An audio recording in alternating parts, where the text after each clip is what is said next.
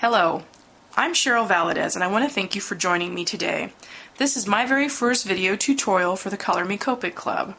Today I'm going to be showing you how to add the illusion of drapes and folds to fabric.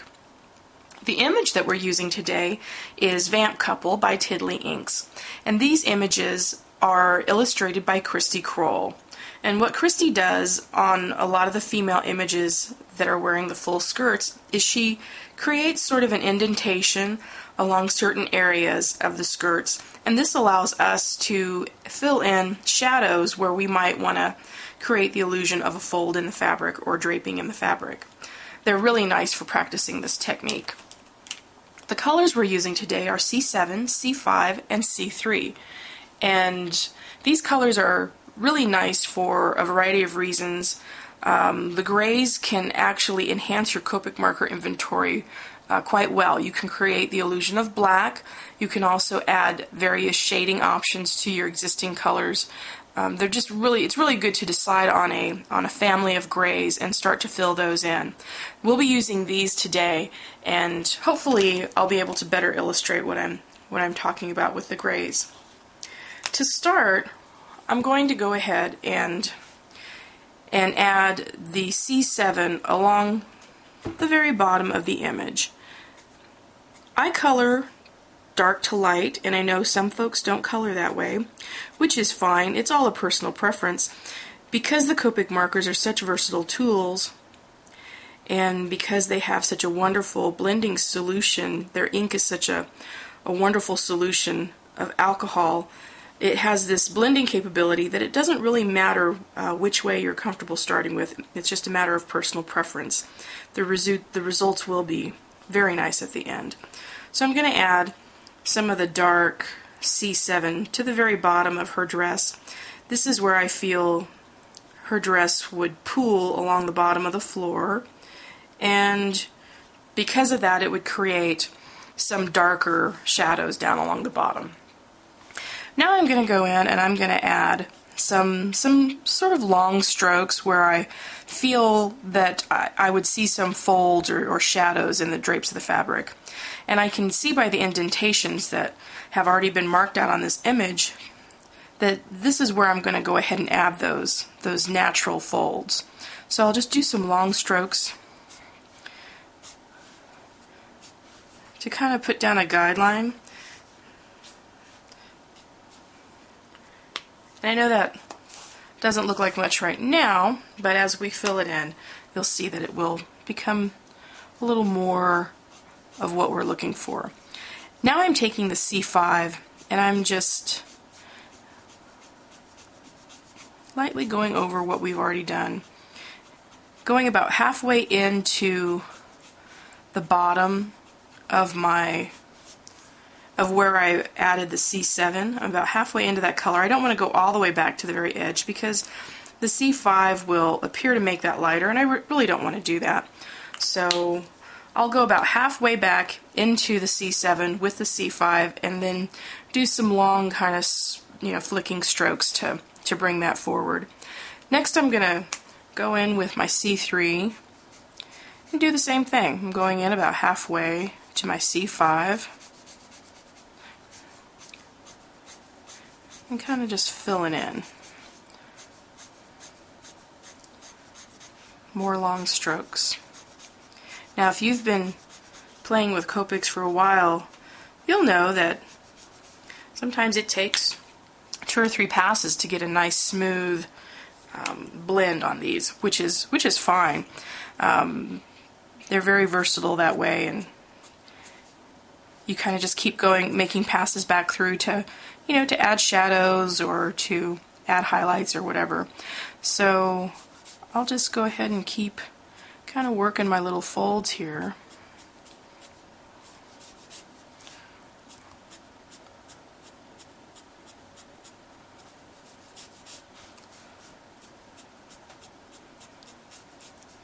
Just continuing in the same manner. Okay, and then back with the C5, and again about halfway into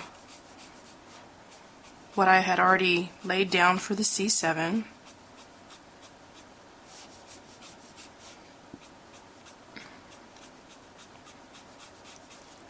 and just adding another layer of the C5 on top of that.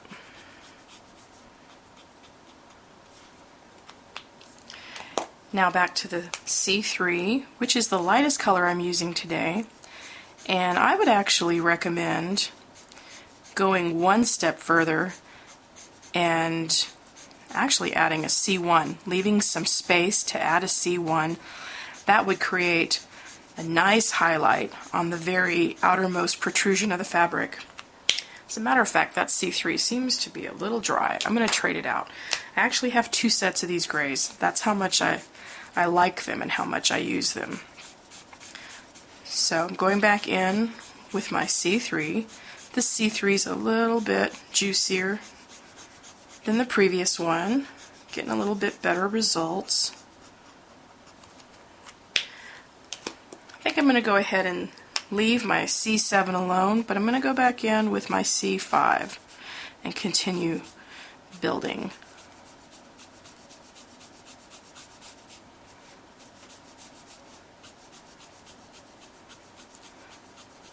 More flicking. I know some folks like to do circles, so again, this is personal preference. You know, it just depends on what you feel you get the best results with. I love these markers because there's really no right or wrong way of using them. The best way to actually get a feel for them is to practice. Use them on a daily basis on something, even if you just stamp or print images and practice coloring them. It's kind of neat because then you always have something ready to create a card with, or a layout or a project, what have you. I'm going to go ahead and flip this around, and I'm going to work from the top of her skirt a little bit. And I do this a lot. I'll just move the image to where it's more comfortable for me to color with. I don't always work, in fact I very seldom work with the image upright. I like to flick away from me, so I'll actually turn the image so that that's kind of the effect I get. So I went ahead and added some long strokes there for shadows, and I'll again go in with my C5, this time more or less right over the top of that, and follow that with my C3.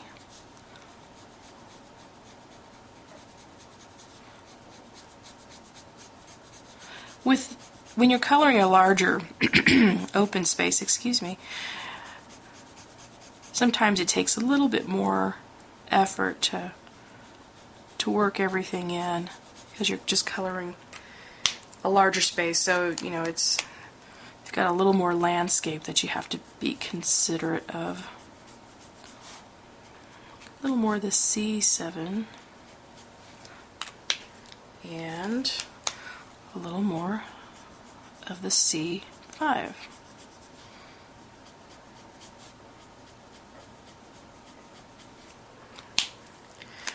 And again with the C3.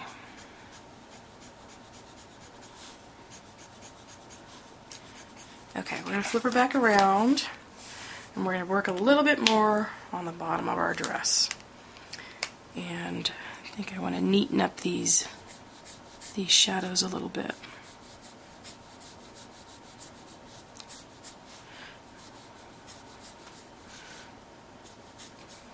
Just defining my draping on my fabric.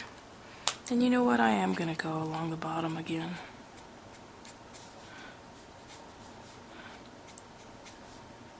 Just a little bit.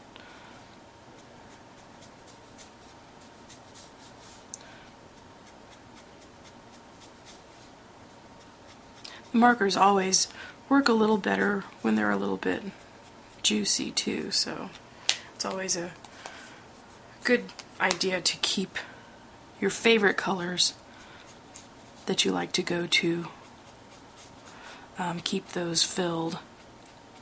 I always make sure that I have the refills on hand for my favorite colors.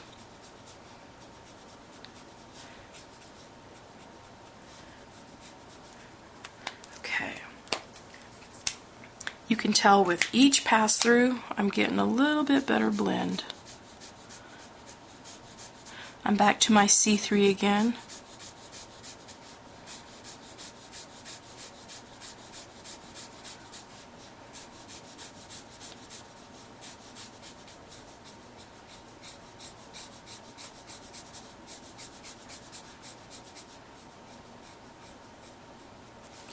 Okay, we're going to turn her this way and work on our top portion and actually just pull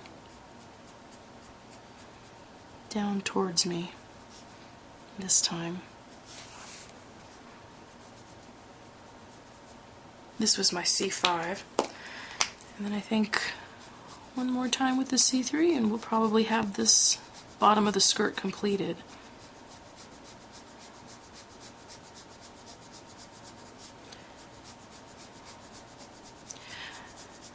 Some folks get a little frustrated with the Copics because they don't see that blend immediately when they lay down that first layer of color, and you know, you really do have to work with them a little bit in order to achieve that.